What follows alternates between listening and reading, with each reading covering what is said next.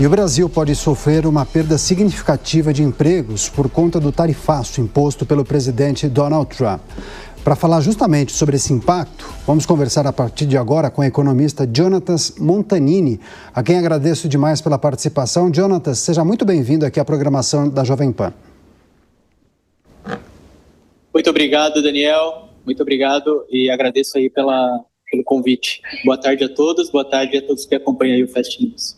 Para começar, Jonatas, queria que você compartilhasse com a gente informações já, estudos, levantamentos nesse sentido, que essas projeções indicam. Quais devem ser os impactos para a nossa economia com esse tarifaço em vigência?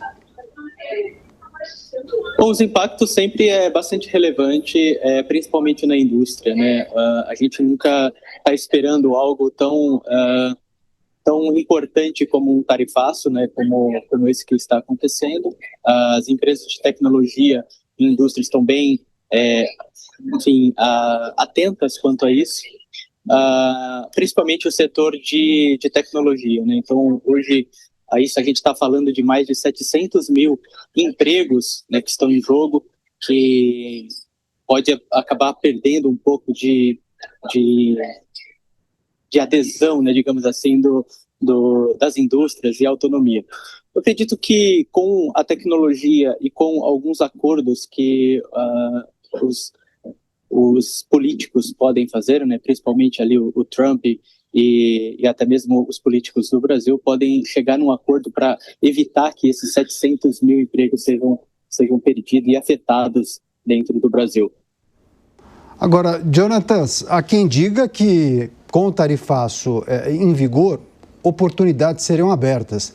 Os setores não ficariam esperando, acomodados, a negociação feita pelo governo federal e tentariam buscar outros mercados. Agora, é preciso considerar que não é tão fácil assim redirecionar exportações, né? Buscar um novo mercado que acabe absorvendo aquela monta de determinado produto. O que é preciso considerar em relação às alternativas para setores que tradicionalmente exportavam para os Estados Unidos?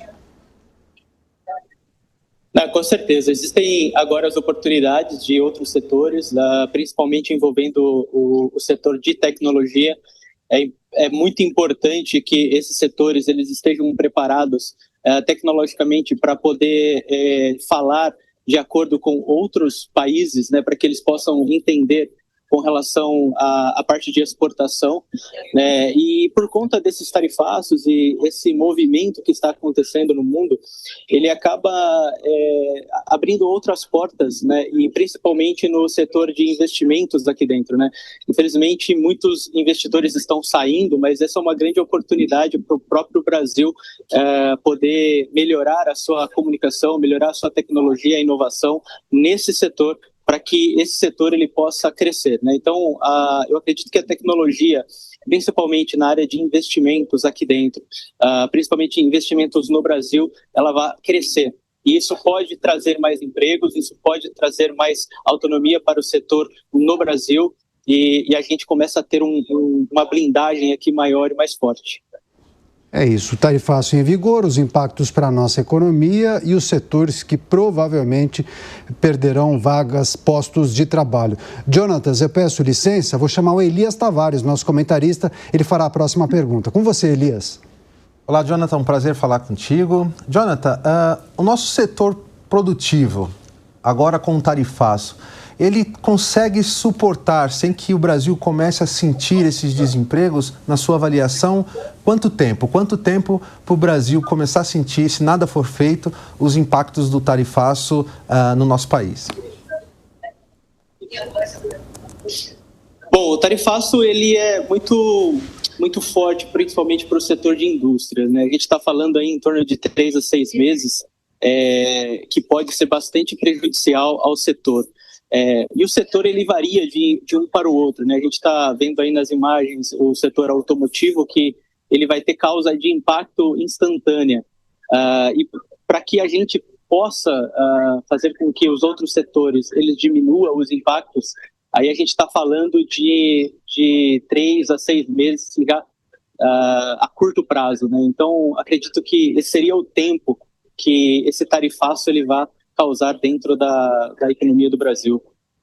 Agora, Jonatas, o que é preciso considerar em relação à performance do governo, a estratégia adotada pelo governo federal para lidar com essa situação? Houve críticas lá atrás em relação à postura do presidente da República, que em um momento tinha sinalizado que poderia negociar diretamente com Donald Trump, poderia ligar diretamente para o presidente. Semana seguinte, ele já fez um ajuste na sua estratégia de comunicação, dizendo que não faria esse contato porque não iria se humilhar para o presidente norte-americano.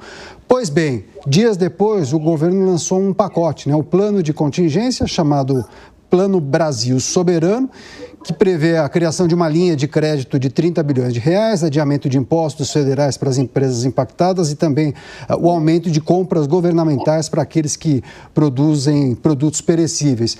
O que é preciso considerar? Qual é a sua avaliação para a saída achada pelo governo? Resolve o problema? Resolve em partes, Daniel. Eu acredito que a saída ela seja a comunicação dos dois pontos, né? Tanto com a comunicação com o governo americano, quanto a comunicação interna aqui dentro, com algumas medidas para poder que a economia seja, no Brasil, né, digamos assim, ela seja afetada e seja impulsionada, né? Então, essas medidas são medidas boas, mas ainda necessita uma conversa ou pelo menos um direcionamento do Brasil para que ouça o que está sendo dito pelo Donald Trump. Então, o Brasil, acredito, né, o presidente Lula, ele tem que mostrar que ele ouve, ele entende, ele está entendendo a situação e demonstrar também que os movimentos no Brasil, digamos assim, eles sejam movimentos de ouvir e tentarem atender algumas exigências. Se isso for acontecendo, eu acredito que a gente possa chegar num acordo e evitar essa perca de mais de 700 mil empregos no Brasil.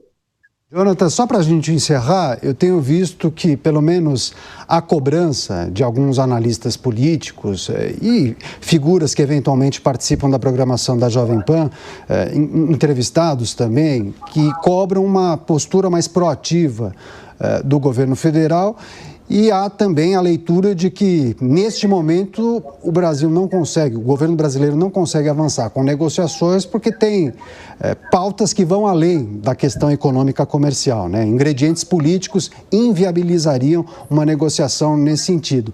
Mas, para além dessas situações, eu fico imaginando os players, né? Os representantes dos setores que têm urgência, precisam escoar a produção, precisam redirecionar determinada produto que ficou ali no seu galpão. Enfim, queria que você desse uma luz para setores produtivos ou aqueles que não acharam qual é a saída neste momento.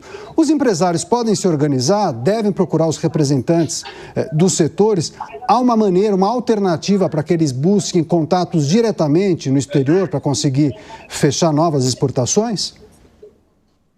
Acredito que sim, é muito importante que o próprio governo ele ajude com relação a isso, né, para que a gente não perca a exportação e também apoie o mercado interno, né? Como eu tinha dito, que quando você tem uma certa paralisação como a exportação por conta dos tarifaços, a gente tem que encontrar outras saídas.